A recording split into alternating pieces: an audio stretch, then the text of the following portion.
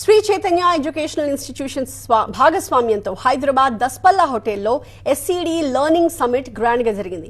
ఈ సమిట్ లో అమెరికాకు చెందిన స్టూడెంట్ ఎడ్యుకేషన్ డయాగ్నోస్టిక్స్ సంస్థ భారత్ లో ఫస్ట్ టైం న్యూరో సైన్స్ ఆధారిత లెర్నింగ్ ప్లాట్ఫామ్ ని ప్రారంభించింది. అంతర్జాతీయ విద్యా నిపుణులు అస్లీ సంబలుక్, అలాగే Joseph Salazar, Jacqueline Klenke, doctor Sudhi K Jamani, Eric Sambaluk ఈ సమిట్ లో మాట్లాడారు. న్యూరో సైన్స్ ఆధారిత అకాడమిక్ డయాగ్నోస్టిక్స్ విద్యార్థుల లెర్నింగ్ గ్యాప్స్ ని ముందుగానే గుర్తించడం, అంతర్జాతీయ ప్రమాణాలకు అనుగుణంగా ఫ్రేమ్వర్క్, 360 degrees ప్రోగ్రెస్ ట్రాకింగ్ లాంటి అంశాలు ఈ సమిట్ లో ప్రధాన ఆకర్షణగా నిలిచాయి. విద్యార్థుల వ్యక్తిగత అభివృద్ధికి అనుగుణంగా ప్రత్యేక లెర్నింగ్ రోడ్ మ్యాప్స్ రూపొందించడం ఈ ప్లాట్ఫామ్ ప్రధాన లక్ష్యమని చెప్పారు నిర్వాహకులు. భారత్ లో విద్యారంగాన్ని ఒక కొత్త పంథాలోకి మార్చేందుకు ఈ సమిట్ కీలకంగా మారింది అన్నారు.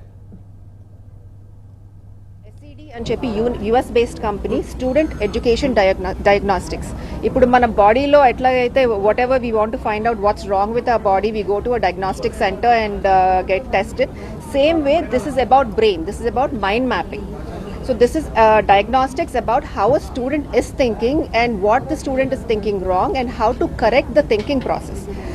సో ఇది క్లాస్ రూమ్లో టీచర్కి చాలా హెల్ప్ అవుతుందండి.